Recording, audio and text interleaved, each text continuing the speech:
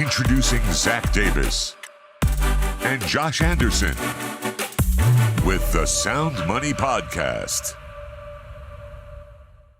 Hello, and welcome to this week's episode of the SoundMoney Sound Principles Podcast. My name is Josh Anderson here with Zach Davis. How are you today, Zach? I'm good. What's up, everyone? Man, it's been a little bit. You and I have been, we've been gone, and we apologize to the listeners right off the bat. My goodness. End of the summer. I can't even remember. Since we last spoke to the listeners, you and I we had an amazing time. We took some of our top salespeople down to our lodge at the Sand River Lodge. It was an unbelievable experience. Got to meet people from this year, Zach. Wasn't it crazy? We had salespeople there from Slovakia, from Switzerland, from Dubai, from Puerto Rico, from all over the United States. It was awesome. Just to see the entrepreneurial spirit alive and well all over the world. Anything you want to speak to that? Your experience with that? No, it was a good group, and it really was fun to see. You know, you think about, we're here in America, right? So you think in terms of America, but the challenges that a lot of these people face in their own countries economically, right? And the way they're trying to better their own lives and start businesses and all the different challenges that they face versus the challenges that we face. Like, I mean, regulatory wise and things, it's still a pain in the butt. Like, it's difficult to do it here, but man, the difficulties that some of those other countries face and the regulations from their countries and their governments, it's unreal. But it was fun to visit with those individuals and see how they're trying to better their lives in their own countries.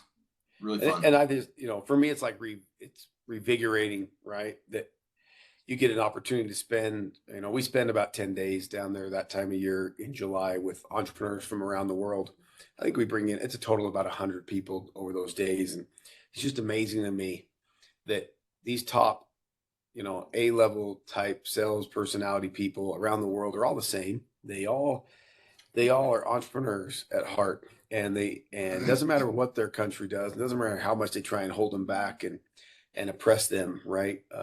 Somebody who has sales skills, who has entrepreneurial aspirations, will always rise to the top. And so for me, it's just an awesome week every year. We had that, and then we went right into you and I, just like a crazy travel schedule where, real quick, Zach, I had some motorcycle tours. Many of the listeners probably don't have any idea, but we have some fun businesses that we have that are just, in the motorcycle, extreme adventure motorcycle space. And so I was on lots of those for a few weeks. It was tremendous, like just unbelievable experiences, seeing the Western United States with friends and family, on motorcycles up in the highest peaks in Idaho and Wyoming and Montana, and just, way cool experiences.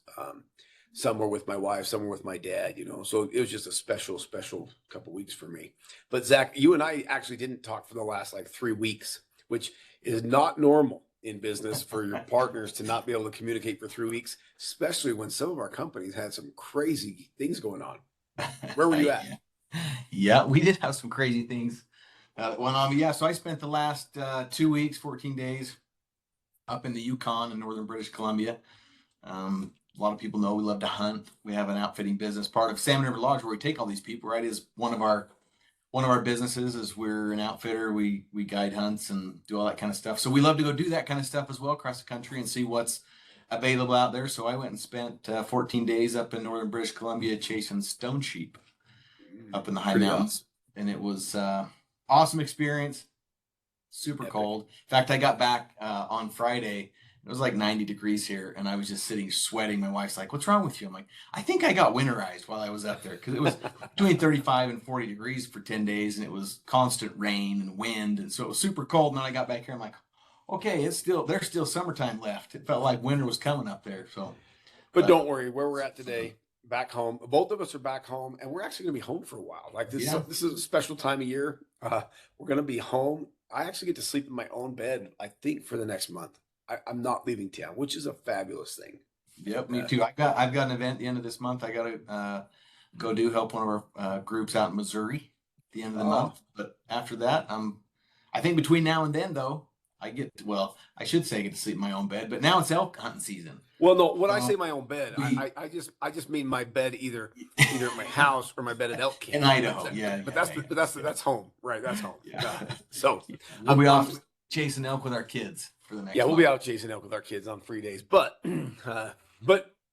it is good to be back with the listeners and the world events and things going on around the world. We've missed a lot, and we wanted to just take the day and touch on a couple things that we're seeing in the marketplace. And then we had some really, really impactful questions from some of the listeners while we were away that we wanted to maybe touch on for a minute today.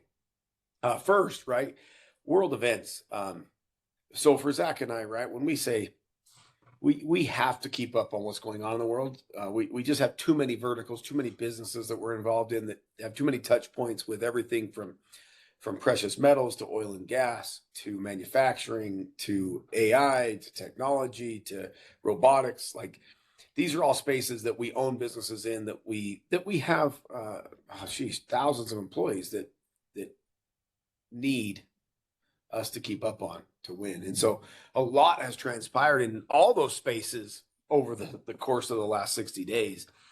Namely, Zack, we've seen some tremendous things going on in the U.S. economy, which is shaping things around the world. We've had episodes where we talked about tariffs, whether they were good, whether they're bad, whether they're going to work, whether they weren't going to work. Man, the numbers for the second and the early third quarter numbers are coming out on inflation. And for the first time in forever, we're seeing inflation leveling off almost to the point where it's hasn't gone negative yet, but it's getting closer to that. You want to speak to that for a second, Zack, around the world? Yeah, nope, it's definitely getting a lot better. I think, it was interesting because everybody's like, oh, these tariffs are going to kill the economy.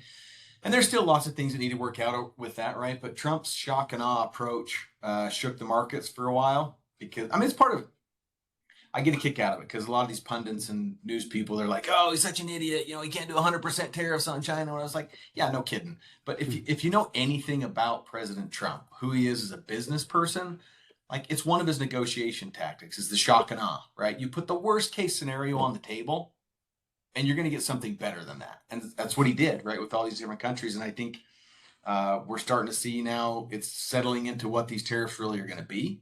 And people are starting to normalize around that. It's brought, I think, $4 trillion is the number now. What the tariffs have reduced the national debt It's by. going to reduce. Awesome. It's going to reduce the national debt by $4 trillion over the next 5 years. They now know that. That's like fact from the OBI. That's not like conjecture anymore. Yeah, that's based on the revenue that's already been pulled in and revenue that will continue to be pulled in. So, which is unbelievable, right? And it's created some stability, I think, in the markets. There's still a little bit of unknown stuff out there, but I'm super optimistic. I think the interest rates are going to be an interesting thing to watch. If Powell will drop the interest rates or not drop the interest rates, there's an argument, I think, on both sides. The economy is soaring. You drop the interest rates, and could it push a whole bunch? The tariffs have put a bunch of money in the market, right? And that's what really causes inflation. So you go drop the interest rates, and now all of a sudden borrowing increases. Could it tick up inflation a little bit? Possibly. But there's lots of other measures that have been put in place. I think it's time. Get these interest rates down. Let people borrow. Let's get the automotive industry back going again. The housing market. We have so many people that are waiting to buy houses and to sell their homes. It's exciting. I think there's a lot of good things happening in the economy. There's a lot of excitement there, right?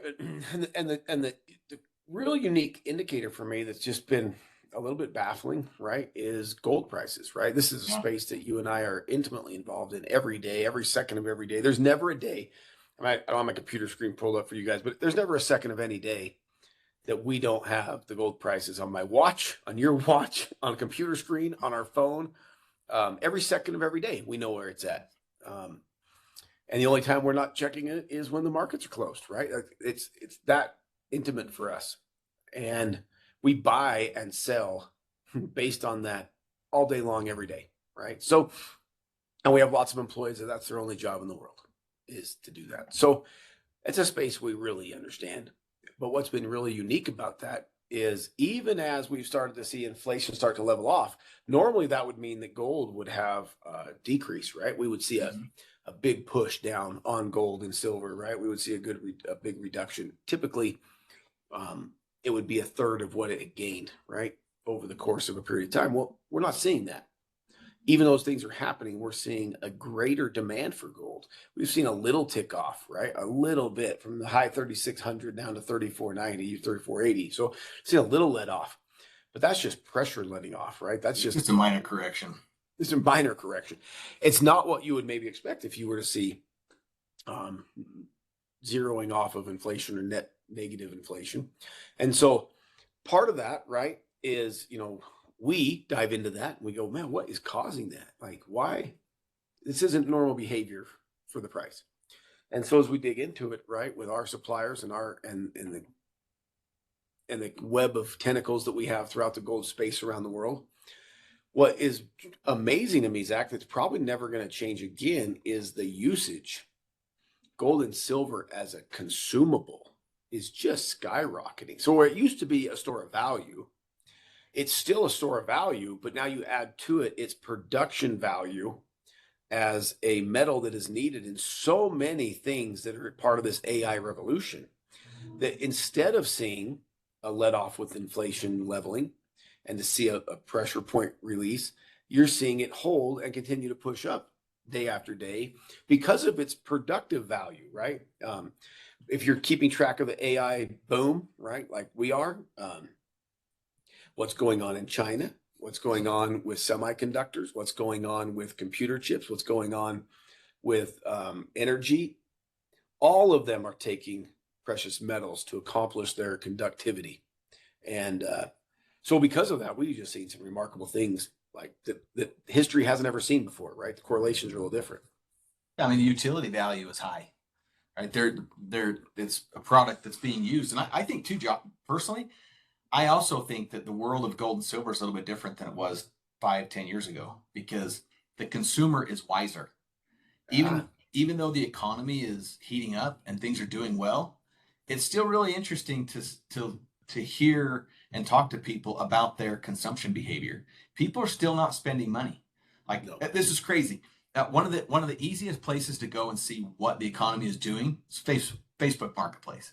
Like, I know that sounds really cheesy, but it is. If you go watch what is being sold, what is being bought, what are the prices.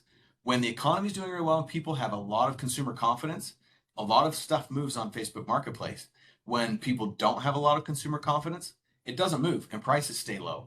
And so it's interesting to watch, because I think a lot of people are still gun shy about what happened with inflation, and they've wised up. And I think there's still a lot of just internal consumption of gold and silver with the public, not even on the utility side, but the public consumer saying, I still don't trust the market. I still don't trust this whole cash thing. Like, I've been bitten. And I think we still have a lot of people that are saying, I would love to put money into my 401k. I would love to put money into my insurance program, but I feel safer putting it in gold and silver right now, because I just watched what happened in the marketplace with cash, right? And what the banking system just did and whatnot. So I think the price is still being elevated a little bit, because people have gained confidence in gold and silver more so than they have confidence in cash and currency. Well, Zach, I think you speak to the greatest revolution I think that we will look back on history and say that we ever were part of in our lifetime is this global transparency revolution that's happened. And I'm just going to blame it. Like, I'm just going to come out and say it, like, because of Elon Musk. Like, let's be straight, right? Like, he pulled the sheets off. He just pulled the curtain back on so many things. When he bought Twitter, right? He said, I'm going to tell the world, we're not going to censor media. We're going to let the public share. When we pulled that back, all of a sudden, everything that we ever said was a conspiracy theory. Come to find out, maybe 90% of it wasn't a conspiracy. It was true. The same thing to your illustration of Facebook Marketplace. When all the consumers had to go in the past to a RV dealer or a car dealer or a recreational vehicle store, motorcycles and side-by-sides, four-wheelers, snowmobiles, right? When all those transactions went through those entities, prices got artificially inflated and held and preserved by manufacturers. But the advent of all peer-to-peer, what I call this, this open transaction marketplace, right? Where peer-to-peer, whether that be Facebook, Craigslist, you name it, right? It doesn't lie. it true shows true value. What I want, what I need, what I'm willing to sell for, and what you're willing to buy for is matched up, and the whole world gets to see. Whether that's Twitter in technology in sharing truth and information, or whether that's peer-to-peer selling, it's all the same. And what we're going to look back on and always say is that's when the world got cleaned up and manipulation slowed down.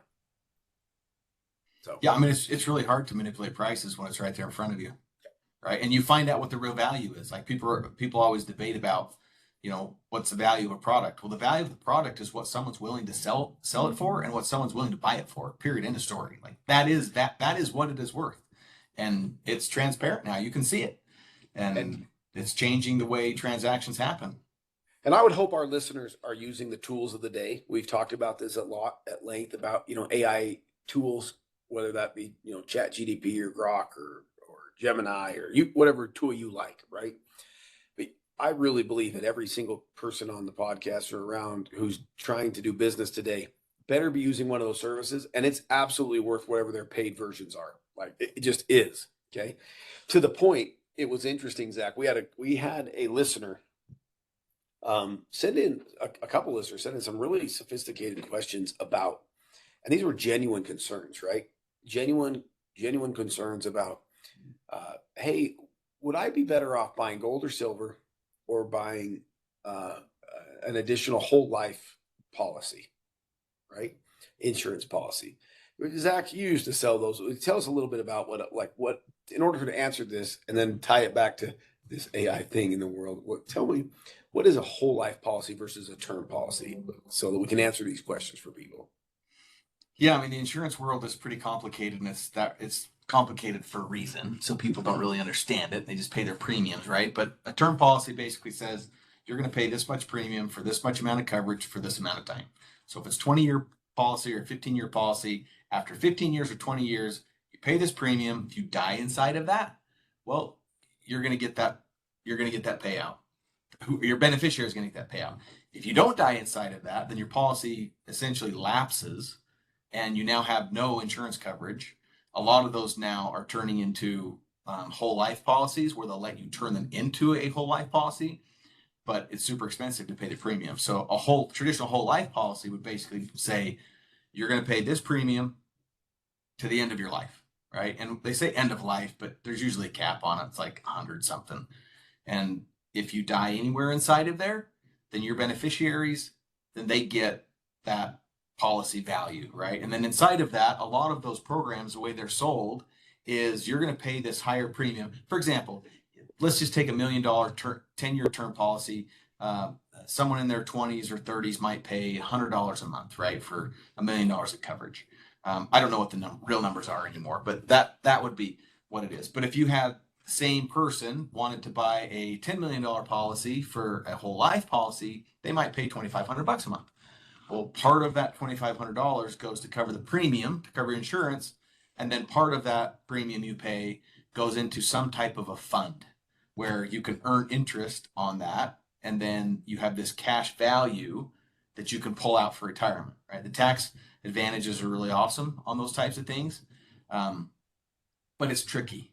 It's really tricky because there's this perception that you're going to have this huge cash value that you can pull from, and you still have this insurance, but the price you pay typically isn't worth the value that you get based off of the premium, the coverage, and then policy. And I mean, I think the number today is like almost 89% of policies never pay out. Yeah. In other words, the person doesn't die, so you pay for this your whole life, and then nobody gets to use it because you didn't die in time, right? It's like, yeah, it's when I first saw a whole life policy for the first time, I think I was like 2002. 2002. And I can remember reading the fine print.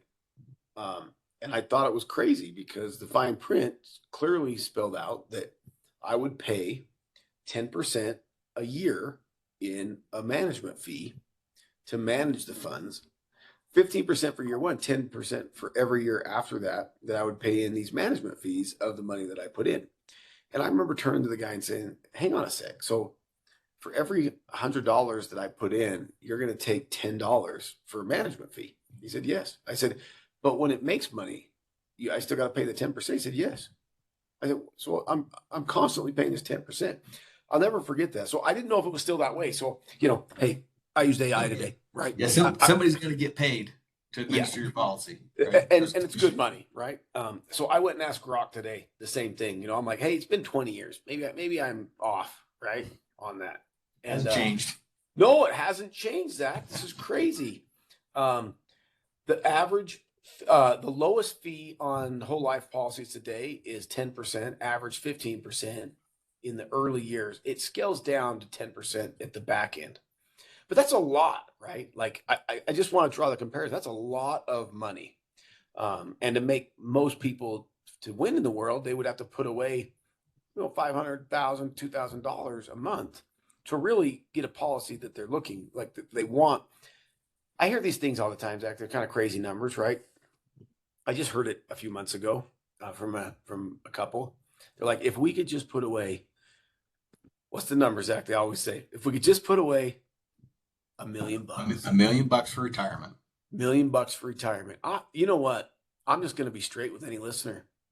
$1 million ain't going to get it done in 40 more years. If you're my age, in 25 more years, $1 million ain't going to get it done. If you're in your 20s, it ain't going to get it done at all. Why? Because of inflation. Josh, try to retire with $1 million today. Yeah, it doesn't do it today. No.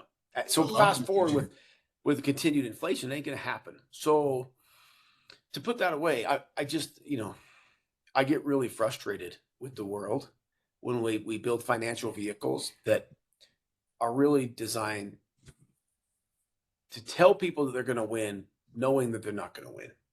And that's just how I feel about a lot of financial vehicles in the world.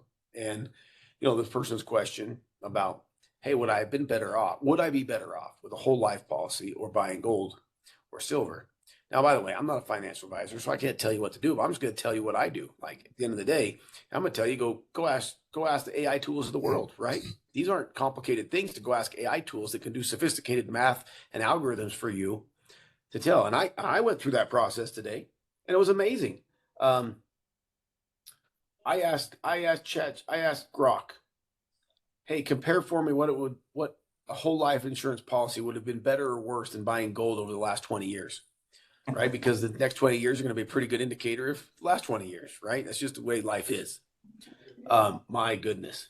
It came back and told me that over the period of the last 20 years, from August 26, 2025 to today, gold has significantly outperformed the whole life policy in terms of price appreciation and growth and anti-inflationary efforts. Spot price went from $437 to $3,384. Compounded growth by buying it every month, which you have to do with the whole life policy, right? You got to pay every single month. If you've done that with gold and silver, it's 7 times greater than what you would have accumulated with the fees and structures. I thought this was interesting. Grok went out and recognized that. That's where it told me that the average fees today are 15% annual fees for a whole life policy versus a one-time purchase price and then up to an annual price of 1 to 1.5% vault fees to own gold and silver. And so, I love it when listeners ask really valid, good questions, right? But man, when I say thank you, Elon Musk, for helping the world be more transparent, what would take massive amounts of effort 25 years ago to get this data now it did take Grok, Zach, about 4 minutes to calculate this, right? It wasn't like 30 seconds. It was minutes and minutes and minutes and minutes of thinking and analyzing to pull all the historical data for the last 20 years. And then I asked questions like, well, find me the greatest, the whole life policy that worked the very best. Find me the one that was the median. Find me the one that was the worst. Because those are all things that it can go do. And no doubt about it, any of my grandchildren or my children ask me that question, I would 100% agree with what Grok had to say, that it ain't even close. Well, and here's the real challenge with this conversation, Josh, is it's not like cut and dried. The financial services industry, if you go actually read about how the financial services industry was born, it's pretty deceptive in its nature. And it really was part of the banking program. And when we were still in the agricultural age, it was to get money from farmers and get them out of the farm fields. But the problem with insurance and these other financial tools is it's really hard to figure out what is going to be your true rate of return minus all fees. And that's what gets you, right? So you'll hear somebody stand up and say, hey, if you put so much money away into this program, whether it's insurance, whether it's 401k, whether it's a mutual fund or a Pacific Rim fund or whatever the fund is, or even private equity side, then it's like, in 40 years, if you put this much away, you'll have $1 million, you can retire, right? But here's the problem. It's like you mentioned, over the 40 years, what happens to the dollar? Well, we know in 1913, the dollar's worth $1. What's it worth today? It's worth about 10 cents in purchasing power. So the value of the dollar erodes over time. And it has forever. Since the first dollar was printed, it has never gone up in value. It's always gone down in value. So the problem is you put that money away for 40 years, the $1 million adds up, but the problem is now you got to calculate what were the fees to administer the fund, right? And the mutual funds are worse. Like the mutual funds, because you're buying in all of these different places, somebody will say, well, mutual funds are really safe because it's diversified.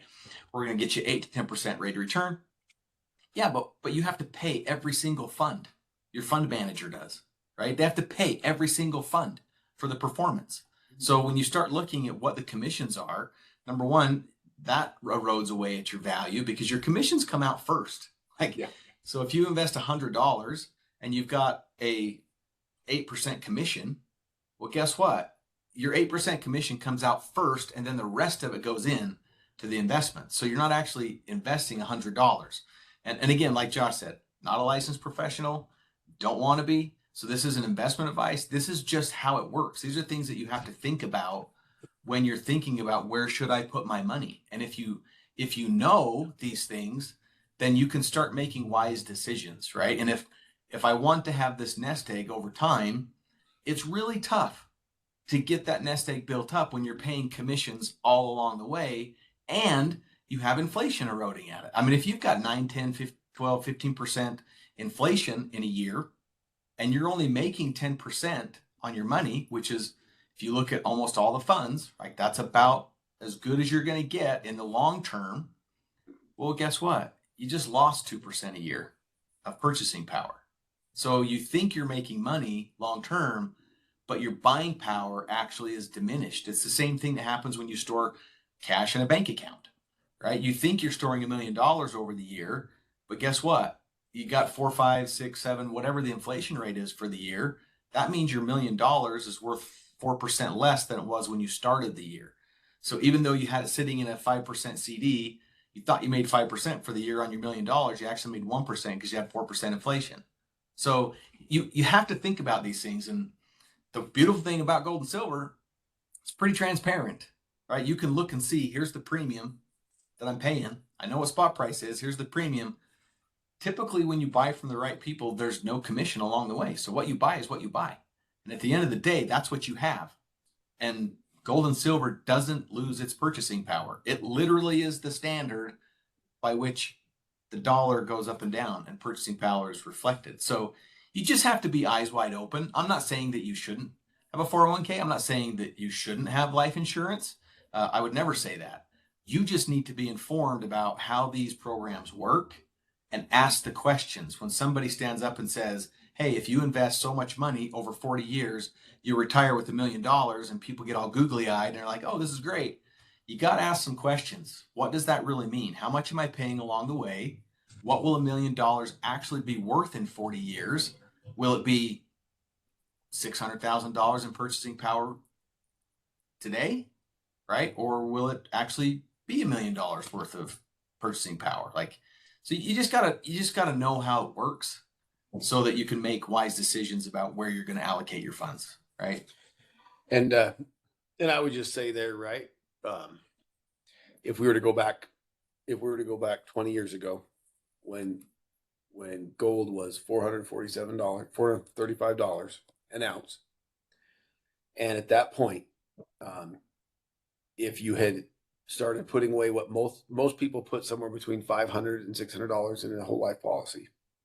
If you had done that, you would have well over $4 million today in gold value that maintained all of his purchasing power. So I would just say you should become educated. So to answer the listeners, that's the historical. That's what actually happened. That's what happened, right? So I just tell for the wonderful listeners who are sending in those questions, we hope that's helpful, right? That's how we analyze it. It's how we look at it. It's what we understand, and it's not like we're a couple of babbling buffoons here. We've been lucky enough and blessed enough to sell billions of dollars of gold and silver. We understand the space. We know it in and out. And so it's pretty cool. Zach, we also had one other question to touch on today. Totally different. That question was financial and around insurance versus gold and silver. This question I thought was telling. The question was, in a world that is full of negativity, how does a young entrepreneur find positivity? Unique question. The question was, in a world filled with negativity, how does a young entrepreneur find positivity? You have any thoughts for this person? That is such a great question. That's a great question. You become what you think about. You really, really do. Like, your mind is an incredible tool. Incredible. Your mind will validate for you. Like, you have this subconscious mind that operates, right? And then you have this conscious mind. Well, your subconscious mind takes this information in, and then it makes computations and gives it to your conscious mind. And that's how you act, right? So your thoughts become your feelings become your actions, and your actions become your results. So when you think something, it creates a feeling inside. When you have that feeling, think about it. If you're sitting in the room and a guy walks in with a gun and points it at you, there's an immediate feeling. And that feeling is like, oh my gosh, I'm scared, right? And it creates this subconscious impulse. What does your body do? It automatically creates an action. And that is, get up out of my chair or hide behind something. Well, guess what? The subtle things in life are the same way. So when you have thoughts and feelings, you act based on those thoughts and feelings. So that's why I think this is such a critical question for a young entrepreneur and an old entrepreneur who's trying to figure out the world of business. Because if you're feeding your mind negative thoughts, it's like a bank account. When you go to make the withdrawal, when you have to make a hard decision, or when things get difficult, if all you've put in there is negativity, what's the withdrawal going to be like? It's all you can take out. Like, if you go to the bank teller and say, I need to withdraw $1 million, and you've only ever put $5 in, you're not getting $1 million out, right? You only get to pull out what you put in. So I think today in the world, I would be extremely careful about what you consume on social media. I told my wife this, and she thinks I'm crazy. When social media first came out, I said, mark this date. This is the demise of human society. Like, this is the beginning of the end of human society. Like, we have so much anxiety and depression and all this stuff now that we didn't have. Where's it coming from? It's from all of this consuming of social media and garbage, right? So if you're a young entrepreneur and you're trying to find places to stay positive, I'm not saying social media is a bad place you should stay off it. You should just be careful about the content that you consume, right? You should be following other entrepreneurs who are making moves in life and seeing what they're doing, but be extremely careful not to compare yourself, because comparison is the thief of joy. So if you're looking at these other people who are being successful and you're like, oh man, I'm just not winning like they're winning. Okay, just keep in mind, they're only showing you the best parts of their life. And now you're taking the worst part of your life and you're comparing it to the best part of their life. Don't do that. You can be inspired by these other people who are kicking butt, and you can model what they're doing. So I would be very careful about what I would consume in the news media and how much I believe what's being said and parroted. I would certainly not be watching these pundits who just pine and give their opinions about everything, because most of the time they're fear mongering, right? They're selling fear for a reason, because they have some agenda that they want you to fall into. So I would be following inspiring people and motivational things on social media platforms, things that you're interested in, that have that line up with your business, there are thousands and thousands of good books that you can get a hold of. I wouldn't spend my time reading books that are gloom and doom, right? I would spend my time reading books that are about business development, mental and personal development. That's where I would be spending my time. And then in my personal life, I've always said, sometimes if you can't change your friends, change your friends. So if you're spending time with people who are negative, you're going to become the average, the 5 people that you associate with the most. Do the math. In fact, you should do this. Like, every listener should go do this exercise. Figure out the 5 people that you spend the most time with. Figure out how much money they make on an annual basis. And I promise you, your salary will be the average of those 5 or 6 people. Pretty close, huh? And so will your mental thinking and your motivational capacities. Like, so you also got to be really careful about who you're spending time with. You got to spend time with people who are positive and people who are trying to do good things and people who see the world in a different way than the gloom and doom. Like, that's, if you want to be positive, that's what you got to do, in my opinion. It's really simple. We've never lived in an easier time, right? 25 years ago, we had to, if you saw Zack and I 20 years ago, you'd see us everywhere we went when we were traveling. We had a book, right? A book that we would read of some kind, right? And I can't tell you the amount of, I love biographies and autobiographies of successful people throughout history. And I've found so many corresponding characteristics that are the same through these men and women, right? And over my life, tried to emulate them. But back then it was hard. You had to go to the bookstore, get a book, pack it around, find time to read it. I can't tell you how awesome it is to live now where, for me, I use Audible, and I just can't tell you how awesome it is that when I drive in the pickup or I'm doing something outside or I'm going for a hike, I can just put on a book that I want to learn from someone and listen. Or there are endless really good podcasts that people dive into really good, deep intellectual thoughts or conversations around business principles or around things going on in the world today. That for us to consume information, what you just said is really critical. It's what we put in. It's so for me, when I got this question, I thought it was really a great question, but I also was a little bit disturbed because I thought, I didn't know it was a dark, negative time. I didn't know that in the world today, because everything I see in my world is awesome and it is positive and it's opportunity abounds in it. And so I think, to your point, what we focus on really matters. What we put in is the most important. Where we turn in our free time, when nothing else matters, where do we go and what do we use to consume? And so to answer that question, I would agree with everything that you said wholeheartedly. And I would just add that, man, we live in a really cool time where if you're surrounded by negativity, you don't have to be. You can find really positive, uplifting things to fill your time. And to your point, that's how you're going to win as an entrepreneur. So yeah. In fact, I have a phrase that my kids, they hate it because I say it all the time. As you wish. Right? As you wish. Yeah. So if you think the world is a nasty place and a negative place, guess what? As you wish. If you think it's a positive place, as you wish. Like, it will be what you want it to be based on how you think about it. So you get to choose. My kids will be like, I can't do something. This is too hard. I'm like, as you wish. Right? That is exactly how it will be, because that's the way your brain is going to process that now. Right? You get to shape it how you want to shape it. Like, you really do. You really do. It will be what you want it to be. It's not that complicated in the world. It's pretty simple. And if we just go out there and try and conquer the world, and we try and find others that are trying to do the same, we'll come across them. So we're super excited to have been with you today. For the listeners, we have a lot of really awesome upcoming episodes coming up, and so we're super excited to be back with you. And more importantly, if you do have a question like these wonderful listeners submitted, feel free to hit us up on one of the channels on either